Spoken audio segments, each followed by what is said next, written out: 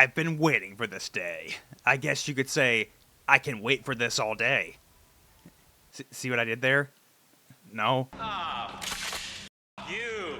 Okay. Good morning, afternoon, or evening, dear viewer. Intel here. You see, there are only a few movies that I would consider to be fine dining. Movies like this are hard to come by, and they have to be filmed so solid that not only is it very difficult to nitpick and poke holes in the plot and story, but they need to be rewatchable to the point of never getting old even after watching them over and over again. The Marvel Cinematic Universe is, or at least was for a while, an absolute juggernaut. These days it's fallen a bit due to poor reception from most recent movies and shows due to oversaturation, bad writing, and more, but that's another topic for another day. We're focusing on fine dining right now. Since 2008, audiences have been fascinated in how Marvel Studios took a huge risk at the time and began telling this massive grand story across multiple movies and dozens of characters, building all the way from the original Iron Man in 2008 to Avengers Endgame in 2019.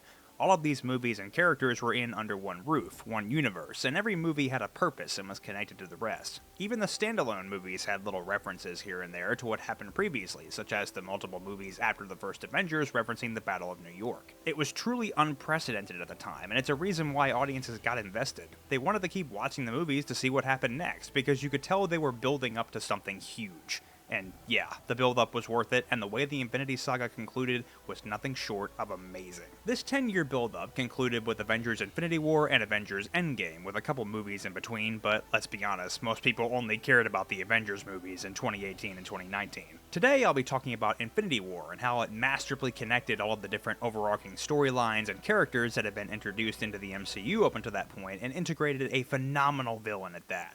Infinity War is, I believe, one of the greatest superhero movies ever made. It is seriously up there with other masterpieces like The Dark Knight and Spider-Man Into the Spider-Verse. It's actually insane how well this 2.5-hour movie was able to balance this many characters while giving them enough screen time to feel satisfying, while also giving the main villain enough screen time, and it's all super well paced and nothing feels rushed or bloated. I don't know how the Russo bros did it. Some kind of black magic, I don't know. But they did it, and we have this work of art to watch literally whenever we want. I would also like to point out that I'm the Marvel fan I am today because of this movie. The only other MCU movie I had seen before Infinity War was the first Avengers movie, which, like, everyone and their mother saw when it came out. Which, literally for me, because I actually saw the first Avengers movie with my mom. Fast forward to September 2018. I was a sophomore in college, I had nothing going on during a random weeknight, and I decided, you know what, I'm gonna watch Infinity War on YouTube. The entire internet had been talking about how amazing this movie is since it came out, so I wanted to get on the train and see what it was all about. And despite having close to no clue what was happening, I still enjoyed the movie, and I wanted to go back and watch the other films to educate myself. Why were Iron Man and Captain America not speaking? Why did Thor have an eye patch? Why did the Avengers break up? Who are these Guardians of the Galaxy? Wakanda? Spider-Man? So I did go back and watch a lot of the films to catch up, and that was a great way to get hyped for Endgame. Point being, I'm so glad that I decided to watch this movie. Thanks, college sophomore Intel. It is because of you that I am here today talking about this masterpiece. Before we dive in, I do want to preface that I'm covering Infinity War now for a couple of reasons. Because, yeah, the movie came out 7 years ago, which is just crazy. For one, y'all voted for this on my community tab. Out of the 3 options I gave, this won pretty handily. So not only do the beautiful viewers want it, but we have a couple of new Avengers movies coming soon, Doomsday and Secret Wars respectively, so I feel it's time to start getting into Avengers hype mode. I'm sure no one really has an issue with that. Well, besides the people who want a Majora's Mask, that is, but that video is already likely out by the time y'all are seeing this, and let me tell you, it is... Avengers Infinity War is the ultimate culmination of 10 years of movies. It includes most of the characters introduced into the MCU up until that point, excluding a couple characters like Hawkeye and Ant-Man, but they show up in Endgame. While Endgame was the conclusion of the Infinity Saga and 10 years of storytelling, Infinity War was the beginning of that conclusion. The biggest thing it does is give the audience a payoff to the massive threat that had been building up since the first Iron Man. Thanos, the Mad Titan. Thanos first appeared in the post-credit scene of the first Avengers movie after the Avengers got on his radar when they defeated Loki and the Chitauri army during the Battle of New York. From there, he made 2 other appearances before Infinity War, that being a small role in Guardians of the Galaxy and in the post-credit scene of Avengers Age of Ultron, where we see him finally grabbing the Infinity Gauntlet. Fine. I'll do it myself. Yup. he sure did do it himself. On top of being built up masterfully as the main villain of the entire saga, Thanos is just a great villain in his own right. This version of him, at least. In the comics, Thanos is only trying to wipe out half of life to impress Lady Death, which I don't think is quite as good as the movie version. In the MCU, Thanos wants to use the Infinity Stones to wipe out half the universe and bring about balance, his reason being that there aren't enough resources for life to thrive due to overpopulation.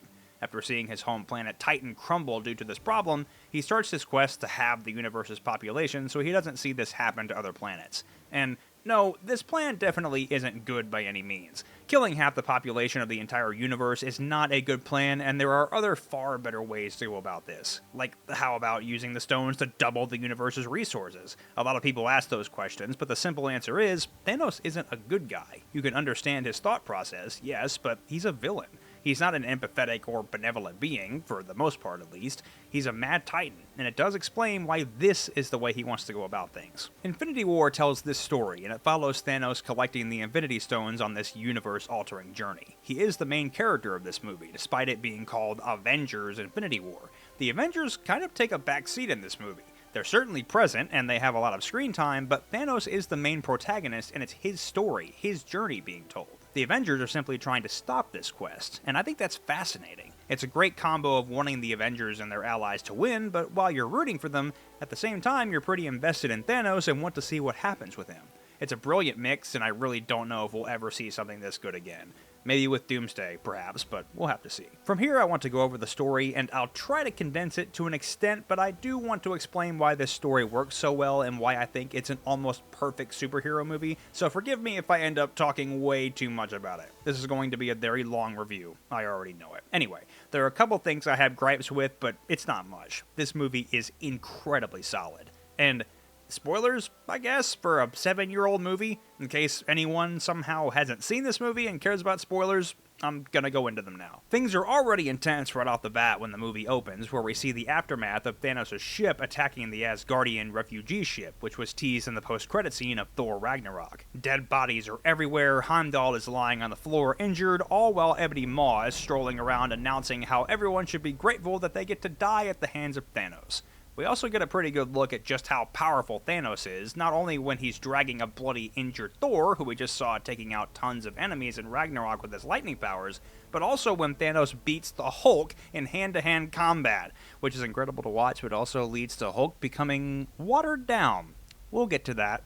It gets even worse in Endgame. Thanos kills Heimdall for sending the unconscious Hulk back to Earth, which Thor promises Thanos he's going to die for, and also snaps Loki's neck after Loki betrays him. And, again, Thanos just killed the main villain of the first Avengers movie. He is not messing around. Yeah, in just a couple minutes, the audience is brutally shown how terrifyingly powerful Thanos is, even without the use of any Infinity Stones. Again, he beat the Hulk in a fistfight and snapped Loki's neck with ease. This is not a guy you want to mess around with. What an opening. It really shows you how high the stakes are. Our heroes are not safe against this guy, even if they're godlike beings. Since Heimdall was able to send Hulk back to Earth before being murdered by the Big Purple Man, Hulk rockets back to Earth and crash lands right into the Sanctum Sanctorum, interrupting Doctor Strange and Wong's riveting conversation about sandwiches. Hulk reverts back to Bruce while Strange and Wong are staring at him in shock and warns them about the impending threat.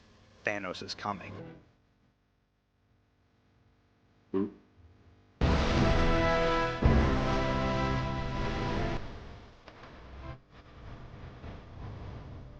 I am soaking wet right now. Tony Stark and Pepper Potts are taking a stroll talking about the possibility of having a kid when Doctor Strange pops out through the Marvel Sparkle Circle. Strange tells Tony that there's a situation and his help is needed, and Bruce shows up too, finally reuniting these two Avengers after 3 years. Back at the Sanctum, Strange and Wong inform Tony and Bruce about the Infinity Stones and how Thanos is trying to collect them. Bruce tells Tony that Thanos was behind everything, specifically the attack on New York back in the first Avengers movie. Thanos sent Loki.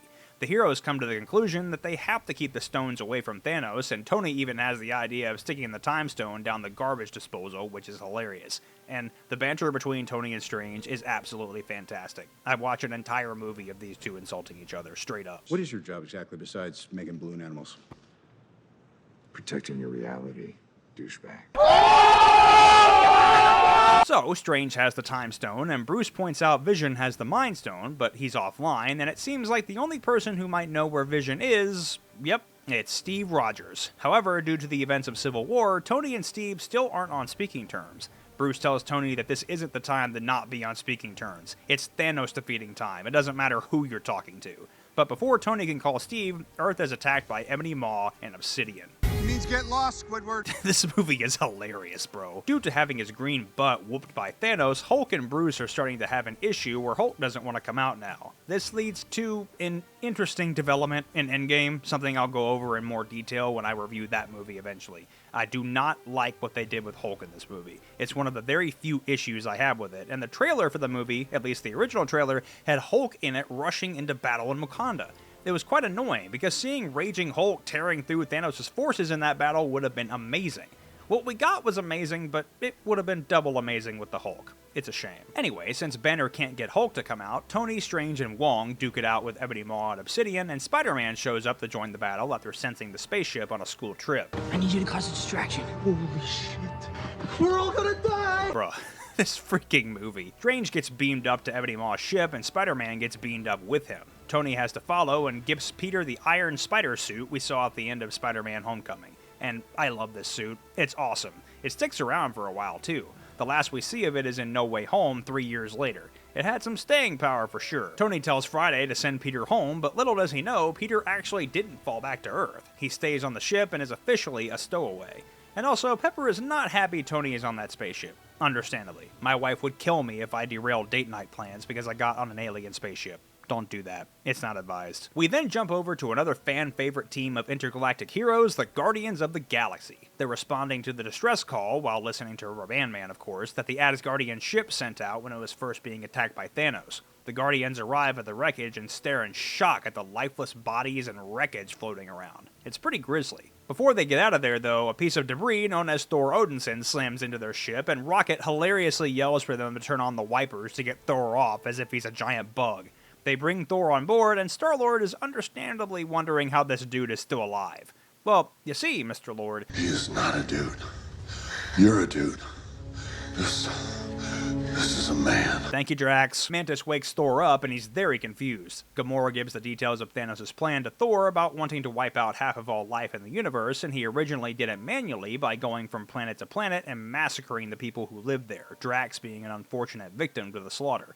Gamora lays out the stakes. If Thanos gets all of the Infinity Stones, he can simply snap his fingers, and half of life in the entire universe will be gone, just like that. Thor also learns Gamora is the daughter of Thanos. Thankfully, she's grown and now despises him and his mission as much as everyone else does, and there's a great bit here where instead of lashing out at Gamora for being the daughter of the monster who just did what he did to his people, including killing his best friend and brother, Thor sympathizes with Gamora and tells her that families can be tough. He recalls Hela, his sister, coming back after his father's death, and that resulted in her death and him losing one of his eyes. It's sad because even in the middle of all this grief and sorrow he's feeling, Thor still finds a way to empathize with Gamora. It's sweet. Thor is ready to leave to go make a new weapon capable of taking Thanos down, but before that, we gotta have a funny scene of Star-Lord trying to mimic Thor, and it's so goofy and stupid, and I love it. Are you mocking me? Are you mocking me? Stop it, you just didn't do it again. He's trying to copy you. Just stop doing it. He's doing it first. Thor concludes Thanos is likely headed for nowhere, since that's the current resting place of the Reality Stone, under the watch of the Collector. He assures the Guardians that the Time and Mind Stone are safe on Earth with the Avengers, Earth's mightiest heroes, and Mantis hilariously wonders if Kevin Bacon is on the team. He honestly could be an Avenger. I'd pay to see that. Thor says no one knows where the Soul Stone is, but it's very clear that's not the case. Gamora knows something. The Guardians end up splitting up, with Thor, Rocket, and Groot going to Neverthelere to create Thor's new Thanos-killing axe thing. Anyway, they're off to go do that, while Star-Lord, Gamora, Drax, and Mantis go to Nowhere to intercept Thanos getting the Reality Stone. Now it's time to catch up with Wanda Maximoff and Vision in Scotland, who have been off doing their own thing since Civil War. I'm not sure what they've been doing. I'm sure they're doing stuff. How does a woman do stuff with a vibranium super Okay, never mind. Vision believes the Mind Stone is speaking to him, and when Wanda uses her powers to see what the stone is saying, she says she just feels him. Man, that hits differently nowadays if you've seen WandaVision. Those of you who've watched that show know exactly what I'm talking about. Wanda and Vision discuss what to do, and Vision wants Wanda to stay with him, despite the alien attack going on in New York and that Tony Stark is missing. Before they can figure out what to do, though, Vision gets a stab through the back by a sneaky Corvus Glaive, and Wanda is attacked by Proxima Midnight, two of the very powerful children of Thanos. They're here for the Mind Stone, and it looks like they just might get it out of Vision since he's injured from the staff. Wanda refuses to leave Vision, and right as she's about to take on Corvus Glaive and Proxima Midnight by herself, the air shifts. A train rushes by, and once it's gone, the silhouette of a man is standing there.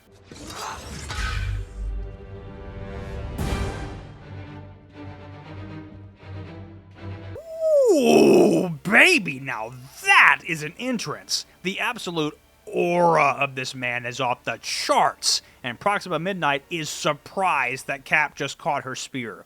Yeah, stare in awe at Captain America. He's just that cool. Be jealous that you're not as cool as him. Cap isn't alone though. Black Widow and Falcon are with him, and we get an awesome fight scene with that classic Avengers theme playing, and they kick the crap out of these nasty aliens. Natasha tells them that they don't want to kill them, but they will. Unfortunately, the aliens escape before our heroes can do anything else.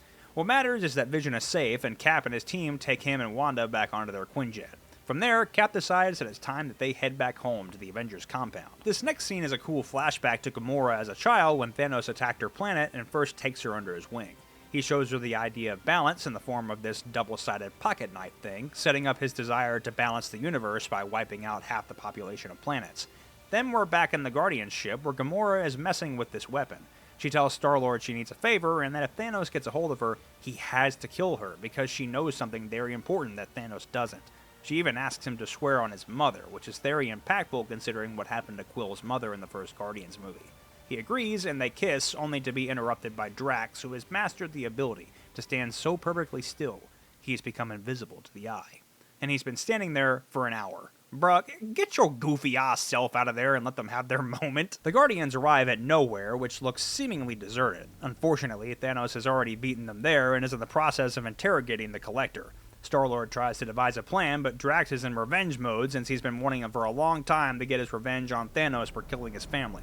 Before he can attack, though, Mantis knocks him out, which catches Thanos' attention. While he's distracted, Gamora attacks and takes him down pretty quickly. Almost too quickly. When he's down, she starts crying, and it makes sense because even though she hates him deeply, he was still her father, even if he was a genocidal monster. And a surprise twist, though, she didn't kill him after all. All of that was an elaborate illusion, since Thanos secretly already had the Reality Stone the whole time. He reveals the real destruction of Nowhere and comes out of hiding. He knew Gamora would be there and counted on it, and now he's come to take her since she knows that thing, which is the secret location of the Soul Stone. As he promised, Star-Lord does attempt to kill Gamora, but his blaster simply shoots out bubbles and turns into bubbles as well. Thanos has the Reality Stone, and in his words, reality can be whatever he wants. How do you even go up against that? And then he disappears through a portal with Gamora, but not before admitting that he likes Star-Lord. I found that kind of funny. We jump back over to Cap, Falcon, Black Widow, Wanda, and Vision as they arrive back to the Avengers compound. It's significant because this is the first time these Avengers have been back at the compound since the events of Civil War. They walk in on Rhodey, aka War Machine, in a meeting with Ross and the United Nations with these really cool-looking moving holograms, like a FaceTime call, but the people are actually in the room with you. Ross confronts the heroes, Cap specifically, saying he has a lot of nerve to return, and asks if he really thinks all is forgiven after what happened during and after the events of Civil War. And Cap responds with this. I'm not looking for forgiveness, and I'm way past asking permission. Earth just lost your best defender, so we're here to fight. And if you want to stand in our way, we'll fight you too. Yeah, I just had to let that line play instead of just saying it. Holy Lord, my pants would get heavier if that was said right to my face through a hologram FaceTime call or not. At the same time, I don't know how Cap is walking correctly right now with those massive balls. This man's aura! Lord! Ross tells Rhodey to arrest the Avengers. Yeah, Ross, have Rhodey, the guy who is paralyzed and can only move around with technology, arrest a super soldier, a Falcon man with sharp wings, a former Black Widow agent, the Scarlet Witch, soon to be anyway, and a Vibranium superbot. Sure, with amazing decisions like that, maybe you should run for president or something. Oh, wait. Also, it's very wholesome to hear Cap refer to Tony as Earth's best defender. Despite them having their fallout in Civil War, there's no denying how much Cap still respects Tony. Like, this is what happened the last time they saw each other. Yet he still respects Tony and thinks no other hero is as good as Tony when it comes to defending Earth. What a legend. Bruce reveals himself as well, and there's a bit of an awkward reunion here between him and Natasha, since the last time they interacted was in Age of Ultron, and their little romance was derailed when the Hulk decided he was going to leave Earth and ended up on Sakaar in Thor Ragnarok. That romance is never addressed again, by the way. Natasha saying, "Hi Bruce," is the only thing. Not like anyone really liked the romance in Age of Ultron anyway. The Avengers discuss their next course of action, and Vision suggests destroying the Mind Stone, so that way Thanos can't get it and wouldn't be able to finish his universe-having quest. But that would mean destroying Vision in the process. And Wanda is like, We can't have that. Cap is against this as well, telling Vision that they don't trade lives, even during stakes like this where the universe is in danger. Bruce then suggests there might be a way to remove the Mind Stone from Vision's head without killing him, but it's not clear how this could be done. But Cap says he knows of a place that it could maybe possibly happen. Wakanda. Yep, it's time to head to Wakanda, where we see T'Challa, Black Panther, once again played by the late Chadwick Boseman, rest in peace King, walking with Okoye discussing plans for the inevitable fight coming.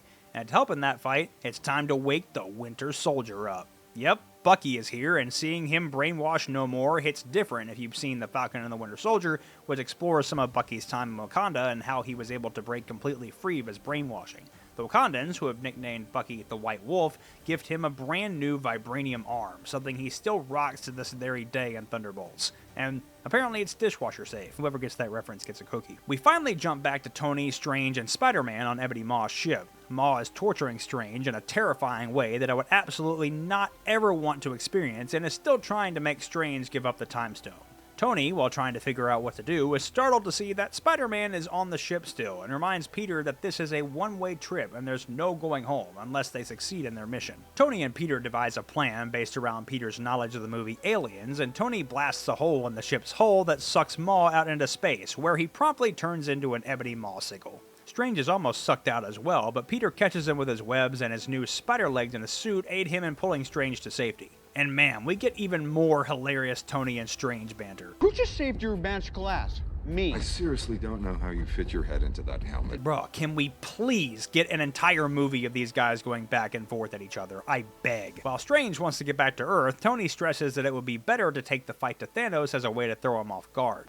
Strange relents and agrees to this, but warns Tony that he won't hesitate to let either of them die if it means saving the Time Stone. Oh, and Tony officially makes Peter an Avenger. I love that little bit here where Peter is super excited to hear this, but then he gets serious right after because he knows what being an Avenger means and what's about to happen. Next is a great scene of Thanos and Gamora on Thanos' ship. The first thing Thanos does is offer her some kind of soup, I think, and then Gamora immediately chucks it across the room toward Thanos' throne, which he admits he hoped she would sit on one day, and vents about how much she hated that chair and just the room in general. And then, in a detail I also really like, Thanos sits on the steps leading up to his throne instead of on the throne itself in response to Gamora's hatred for it. I really enjoyed that detail, and it adds a lot of character to Thanos. While he's a villain, empathy shows through every now and then. Thanos reminds Gamora that he saved her, and his logic is that her planet had to go to bed hungry and had to scrounge for scraps because of the lack of resources. After his genocide, they now know nothing but full bellies and clear skies. Thanos stresses again that the universe needs correction because of its finite resources, and Gamora understandably shouts at him that he doesn't know that. But in Thanos' mind, he's the only one who knows that. This scene does such a good job further strengthening Thanos' case for his mission. Again, this is not a good plan. Killing literally half of the universe is bad. Very bad. Not a great plan. But at the same time, you can sort of understand where Thanos is coming from. But again, that doesn't make what he's doing right or anything. Thanos knows that Gamora knows where the Soul Stone is, and he forces the information out of her by torturing her sister, Nebula. Gamora reveals the Soul Stone is on Vormir, and Thanos demands she show him. We rocket back, get it, to Thor, Rocket, and Groot as they're headed for Nidavellir. Thor talks about how this place was where Mjolnir was created, and he plans to create an even stronger weapon, and they're created with the power of a neutron star. Rocket reminds Thor how powerful Thanos is, and asks if Thor is really up to this task. Well, you see, Thanos has never fought Thor twice. That's the difference. Rocket asks Thor an important question about if he's wrong about this mission and stopping Thanos, and Thor responds with, Well, if I'm wrong, then what more could I lose? Man, that is a gut-wrenching reminder of how much Thor has lost. His mother, his father, his brother, his best friend, and half of his people. At this point, yeah, what more could he lose if he fails? Rocket gives Thor a new eye, which, according to him, he had to shove it up his ass. They arrive at Nidavellir and find out the entire area is frozen. They meet the Dwarf King Eitri, who agrees to help forge a new weapon for Thor, which will be called Stormbreaker, and it can even summon the Bifrost. Tony, Strange, and Spider-Man arrive at Titan, and it's definitely not a smooth landing. Before they can really get their bearings, they're jumped by Star-Lord, Drax, and Mantis, since Nebula was able to escape and tell the Guardians to meet her on Titan. And this is the first time we've ever seen these characters interact. It's really cool. I remember reading a comment about this scene somewhere that said this scene is like when two different friend groups run into each other without that one friend that connects them both. I think that's a very good way of describing it, to be honest. After some really good back and forth... Where is Gamora? Yeah, I'll do you one better. Who's Gamora? I'll do you one better. Why is Gamora? The Guardians and Avengers all realize that they're looking for a common enemy, Thanos. Star-Lord mentions he knows Thor, and Strange asks where Thor is. Well, as a matter of fact, Thor is in the middle of creating a Thanos-killing weapon. Duh! Eitri tells him that he has to restart the forge to make the weapon. Meanwhile, on Titan, the Guardians and Avengers are trying to come up with a plan for when Thanos inevitably arrives. While Iron Man's plan is good, it sucks. So let's go with Star-Lord's plan. Strange is currently looking into 14,605 alternate futures to see the timeline where the Avengers win against Thanos, and out of all of those futures, there is only one scenario where they come out on top. Man, one? And it had to be in a timeline where this happens. He almost tasted that. Num num num num, eat it up. Go play. Thanos and Gamora arrive on Vormir, and it turns out the Guardian of the Soul Stone is none other than the Red Skull, the villain of the first Captain America movie. Yep, this is where he ended up after the Tesseract blasted him into space at the end of that movie. Thanos asks how they get the stone, and Red Skull informs him that the stone requires a sacrifice, a soul for a soul. Plus, you have to sacrifice someone you love. Gamora laughs and thinks that this is it. It's over. Thanos doesn't love anyone. He's a genocidal maniac. He isn't capable of loving anything. However, he actually is capable. He loves Gamora. She really is a daughter to him, and he starts crying, knowing what he has to do. Gamora even tries to call him out, saying this isn't love, but she's wrong. Thanos starts freaking crying over this. Crying! Am I feeling kind of bad for him? No. Bad intel. Don't pity the big evil purple man. Thanos does the deed and chucks Gamora off the mountain. This scene rips my heart out so much. Yeah, she comes back in Endgame, but it's a different Gamora. Not this one. With her death, Thanos has now obtained the Soul Stone. He only needs 2 more stones now. Team Cap arrives in Wakanda, and Rhodey hilariously tricks Bruce into bowing in front of T'Challa. What are you doing? We don't do that here. That line is such a meme now, it's glorious. Cap reunites with Bucky once again, and they all get ready for the coming conflict, while preparing to try and remove the Mind Stone from Vision's head. Thanos' forces arrive to Earth and surround Wakanda, and T'Challa tells everyone to evacuate the city, engage all defenses, and... Get this man a shield. Oh, Lord, this movie is so good at it! After some work to reignite the dying star, Thor concludes he has to hold open the mechanism that directs the star's energy to melt the metal to forge Stormbreaker. That means Thor has to take the full brunt of the energy of a star. Good gracious me. Eitri tells him that's suicide, and Thor claps back saying only if he dies. Yes, Thor, that's what killing you means. The Avengers and Wakandans are ready for battle. Cap, Natasha, and T'Challa confront Proxima Midnight and Obsidian at Wakanda's energy barrier. And here's another one of my favorite lines. Thanos would have nothing but dust and blood. See, the cool thing about this line is that it comes true. In Endgame, Thanos is beheaded by Thor at the beginning of the movie. That's the blood. And then when Iron Man snaps and wipes out Thanos' army, Thanos turns to dust. Dust and blood. I don't know if that was intentional or not, but if it was, God tier writing, guys. Fantastic. Proxima Midnight unleashes hordes of Outriders to charge Wakanda. Many of them are destroyed when they hit the barrier, but some of them start getting through. T'Challa makes the tough decision of opening the barrier to keep the fighting in front of them because there's a chance the Outriders could get around behind them and get through the barrier that way. And that wouldn't be good. They all charge into battle, and the battle begins. Oh, bro, look at Cap and T'Challa charging into battle like that. Lord, why is this movie so freaking good? While this fight is going on, Thor nearly dies in the process of holding the forge open, but thankfully the weapon is made just in time, and Groot even helps out and creates a makeshift handle for the axe. Oh yeah, we're cooking now. Can we just appreciate how awesome Thor is? Bro just took the full force of a star to make this axe, and he didn't die. This man is a tank. Maybe not as strong as Sentry, though. Things are very quickly getting dire over in Wakanda. The Avengers and Wakandans are seriously beginning to struggle, and it looks like hope may very well be lost.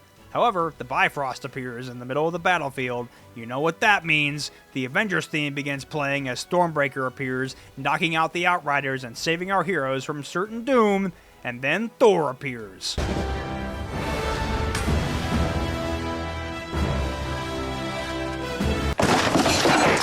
Guys, I can't take the epicness. Stop it. Actually, wait, no, don't stop it. Bruce shouts that the bad guys are screwed now, and Thor shouts, "Bring me Thanos!" Guys, I'm getting excited again simply writing this part, and I've seen this movie multiple times. Thanos arrives on Titan and is confronted by Strange, who calls out his genocidal mission.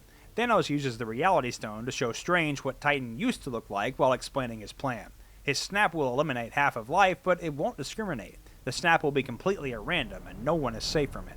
The rich and poor, big or small, smart or not smart, no matter. You have a 50-50 shot of surviving this thing, no matter who you are. Thanos then tells Strange that after he wins, he plans to rest and watch the sun rise on a grateful universe. The hardest of choices require the strongest of wills. Another iconic line. Man, this big purple man is just spitting memorable lines, isn't he? Turns out, Strange and his allies have a will that's equal to Thanos. They fight it out, and by a miracle, they're able to restrain the Mad Titan, thanks to Nebula crashing her ship into him as well, and start attempting to get the gauntlet off him. Things go south, however, when Thanos reveals he killed Gamora, and Star-Lord gets so enraged he can't keep himself from attacking Thanos. This snaps Thanos out of his mantis-induced trance, and he just barely grabs the gauntlet back when Peter is in the process of pulling it off. Thanks to Star-Lord not keeping us cool, everything falls apart. But at least we get this amazing shot of Thanos throwing a whole moon at our heroes. Back in Wakanda, the tide has seemingly turned with the battle. Cap and Thor reunite for the first time since Age of Ultron and banter about their similar beards, and we get this hilarious line. I am Groot! I am Steve Rogers. Wanda gets lured out onto the battlefield, and Corvus Glaive breaches the room where Vision currently is, takes out the guards, and attacks Shuri, who is in the process of trying to remove the Mind Stone. Vision tackles Glade out of the window, and they fall into the trees below. The battle continues, where Obsidian dies, along with Wanda killing Proxima Midnight in a brutal way with those giant saw thingies. Corvus Glade is about to kill Vision, but then Cap jumps in and saves him. What a guy. It looks like Glade is about to kill Cap, but then he gets stabbed to the chest by his spear by Vision, the same way he got stabbed earlier in the movie. There's an epic fight between Thanos and Strange going on, and yeah, it's awesome. And of course, there's the Iron Man versus Thanos fight. You throw another moon at me, and I'm gonna lose it. Even when he's going up against the most powerful being in the universe, at least at this point in time, Tony still has the time to drop these one-liners. Amazing. Thanos reveals he knows Stark, likely because Tony was the one who destroyed the Chitauri ship back in the first Avengers movie. Thanos is not the only one cursed with knowledge. Tony claps back, saying his only curse is Thanos himself. And the fight between them is fantastic, and Tony is actually able to hit Thanos so hard it makes Thanos bleed. And then Thanos drops this banger. All that for a drop of blood. The battle ends with Thanos brutally impaling Tony with his own nanoblade, and even after making a Tony kebab, Thanos takes the time to show him respect, saying that half of humanity will still be alive when his quest is done, and he hopes they'll remember Tony. Oh, Thanos, you have no idea how much we'll remember Tony. But now he's Dr. Doom. Oh no. Thanos is about to kill Tony, but in a surprise move, Strange gives Thanos the Time Stone to spare Tony's life. Thanos takes the stone, and now he has 5. One more to go. Star-Lord shows up and tries again to fight, but Thanos leaps through a space portal. Star-Lord asks if they just lost. Yep, y'all lost. Because of you, man. Good job. Tony asks Strange, why did you do that? And Strange has the iconic response. We're in the endgame now. The battle seems to be winding down in Wakanda, but little does everyone know, Thanos is on his way. He shows up and takes out every hero with absolute ease, while Wanda is facing the impossible decision to destroy Vision, and that's the only way to stop Thanos now. It's crazy watching all of our mightiest Avengers being thrown around like rag dolls. It's awesome, but also horrifying. While our heroes are having their behinds handed to them, it's time for the movie to rip my heart out yet again by making me watch Wanda being forced to destroy Vision. He tells her that she has to do this now. They are out of time. He reminds Wanda that if Thanos gets the stone, half of the universe will die, and she is the only one that can destroy the stone and end Thanos' mission. The only hero left now to slow Thanos down is Cap, and he straight up catches the gauntlet as Thanos reaches out toward him. Cap's super strength, combined with his sheer will to not give up and protect others, is strong enough to hold back the Infinity Gauntlet itself, and Thanos even looks at him in confusion, shocked that a mere human is strong enough to do this. Cap does get knocked out anyway, but this one is an unbelievable feat of strength, and further solidifies why Captain America is such a great character. We see even more of that in Endgame. Wanda is actually able to finally destroy Vision right before Thanos gets to her, and we get a bit of a false victory here. This isn't over, though. Thanos just got the Time Stone. Man, he reverses time and brings Vision back and breaks the Soul Stone out of his head. Yeah, Wanda had to watch Vision die twice. Bruh, she does not deserve this. And just like that, Thanos has all of the stones. Before he can snap though, Thor appears from the sky and hurls Stormbreaker into Thanos' chest, and not even the full power of the Infinity Gauntlet could stop that axe. It hits Thanos in the chest, and Thor drops down and shoves it deeper into Thanos' chest, repeating his line from the beginning of the movie. But this doesn't kill Thanos. In a brutal plot twist, Thanos smugly says, You should have gone for the head. Yep, he snaps. Thanos just won. The Avengers failed. We see a brief scene of Thanos inside the Soul Stone, where a young Gamora asks if Thanos finished his mission and what it cost him. It cost him everything. And with that, random people begin to turn to dust. Bucky is the first to go, along with Falcon, many Wakandan soldiers, T'Challa, Groot, and Wanda. And it only gets worse from here. Over on Titan, Mantis, Drax, and Star-Lord turn to dust, along with Doctor Strange after he tells Tony there was no other way. Spider-Man goes too, but not before a heartbreaking bit of him pleading with Tony, saying he doesn't want to go, and he says that he's sorry before he too fades away in the dust. Fun fact that I'm sure a lot of people know, this part was completely improvised from Tom Holland. Amazing stuff. Gut-wrenching. The remaining heroes in Wakanda gather together around Vision's body and all realize it's over. They lost. And the last line uttered is from Cap, and he says, "Oh God." Yeah, oh God is right. I don't know what I would say in that situation besides that. The movie comes to a close with Thanos doing exactly what he said he would do. He sits down and he rests while he watches the sun rise on a grateful universe. What a fantastic final scene. He isn't laughing maniacally, he isn't smug or gloating that he won. He's satisfied that he succeeded in doing what he believed needed to be done to correct the universe. Never have I seen a more perfect "the villain wins" ending to a movie. Absolutely insane. We get a post-credit scene of Nick Fury and Maria Hill driving through New York, and they experience the snap beginning, and people start dusting away. Chaos erupts with people running and screaming, cars crashing, and a helicopter even smashes into a building because the pilot got dusted. Fury says to call control for a code red, but before that can even happen, Hill turns to dust, and Fury himself also gets dusted, and of course, as he's dusting, he goes, Well done. While he was dusting, though, he was able to pull out his pager and send out an SOS to Captain Marvel, who we're introduced to in the events of the Captain Marvel film and see more of in Endgame. And that's it. I'm surprised I haven't lost my voice. That's easily the longest I've ever talked about a movie. Golly! Are y'all still here? You're a real one if you're still here after all that. What a movie. Y'all, I'm serious when I say this is up there as one of the greatest movies ever made. It is incredibly well paced, it balances a huge amount of characters while not feeling too overbloated, on top of giving everyone a satisfying amount of screen time. Infinity War beautifully ties together nearly everything the MCU had introduced up to that point and brought it all to an amazing cliffhanger.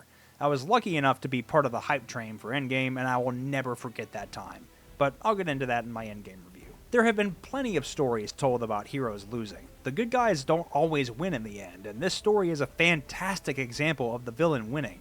This movie sets up major stakes, that being half the universe dies if Thanos completes his mission, and the film has the balls to actually have Thanos win, and we see the repercussions of that in real time. And Thanos' story leading up to his victory is nothing short of perfection. As I said earlier, the way his motivations are presented and the way he goes about his mission is incredibly engaging and interesting, and he feels human. He cries when he has to kill Gamora. He shows Tony respect. He simply sits and rests after his mission is complete. Never have I seen a more solid take on a villain. Again, it's way better than Thanos in the comics. Thanos had a hard-on for Lady Death in that story. I'm glad we didn't get that version of him. On top of a fantastic villain, the other characters are fantastic. The movie pulls together the Avengers and their allies like Doctor Strange, Bucky, and more, along with the Guardians of the Galaxy and the Wakandans. Nearly every hero we were introduced to throughout the Infinity Saga that have survived their movies, aside from a couple of notable exceptions, are in this movie. Not only were the Russo bros able to bring together all of these characters into one story, but they made it work. It's somehow a miracle they pulled this off so well, and that's another reason this movie is so great. It's a movie that should have been a train wreck with everything it had to juggle. You would think Marvel bit off more than it could chew with this one, but they didn't. It worked out. The film is also a great experience for viewers who had followed the MCU up until that point. I hadn't, and I had to catch up on everything before Endgame, but a lot of people had seen every single movie in the MCU going into Infinity War. It has so many little references to past movies that range from Easter eggs to actual things that affect the overarching plot. For example, Tony and Steve's fallout in Civil War is an event that directly affects Infinity War, because due to that, the Avengers are split up when battling Thanos, and things could have gone very differently if they were all together. I would go into more, but this video is long enough. I really need to shut up. Overall, this film is a masterpiece of superhero filmmaking. It is seriously hard to top this for me. However, with all of that being said, let's go over the very small amount of things that bothered me in this movie. For one, the way they treated Hulk. Man, he was done so dirty, and it gets a lot worse in Endgame. I wanted more Hulk, and we literally only see him for like 40 seconds while he gets destroyed by Thanos. Then it's just Bruce Banner after that. It's lame. It also annoyed me that Star-Lord couldn't keep his cool for more than like 5 seconds before the heroes got the gauntlet off Thanos. I get we wouldn't have Endgame if not for that happening, but it was such a stupid move. Another thing that kind of weirds me out is why Thor went to Wakanda instead of Titan when he gets Stormbreaker. He was trying to find Thanos, so why not go to Titan? Thanos didn't have all the stones yet, and Thor could have killed him there. Now, those questions could be answered with, well, Strange saw only one path to win against Thanos out of 14,605 futures, so it had to go this way. And with the context of the Loki series, the MCU went on the path it did because He Who Remains, the variant of Kang the Conqueror, paved the road for things to go the way they did. But we're not counting that as canon right now. We're focusing on Infinity War on its own when it came out. My gripes may be stupid, besides the Hulk complaint, because most people agree he was shafted pretty hard, but honestly, if that's all I can come up with in terms of complaints, yeah, this is an incredibly solid movie. A masterpiece, even. And with all of that being said, I am giving Avengers Infinity War a near-perfect score of 9.5 out of 10. This is the highest score I have ever given a movie thus far on the channel, and it's well-deserved. It's an amazing movie and one of the best entries in the MCU, period. It's got a solid story, fantastic performances from all the characters, really good visuals, solid action scenes, and a stellar soundtrack. I seriously wish I could have experienced this movie in theaters with a crowd, especially after watching the audience reactions. That was back when people just screamed and cheered in theaters. Now people are ransacking theaters yelling chicken jockey. How times have changed. With that, my review of Avengers Infinity War is finally complete. What did you guys think? Do you love Infinity War as much as I do? What were your favorite parts of the movie? Were there things you didn't like? Would you have given it a different score? Definitely let me know down in the comments. At some point soon, I will be reviewing Avengers Endgame along with other MCU projects like Spider-Man No Way Home and Deadpool and Wolverine. Stay tuned for those videos, along with that MCU tier list. Lots of Marvel stuff that's on its way. Thank you guys so much for watching this incredibly long review. If you enjoyed it, please be sure to drop me a like and share this video with everyone you know. It took an incredible amount of work to put all this together. And of course, subscribe today to become an intellectual and join the conversation. Have a good morning, afternoon, or evening, everyone. Peace!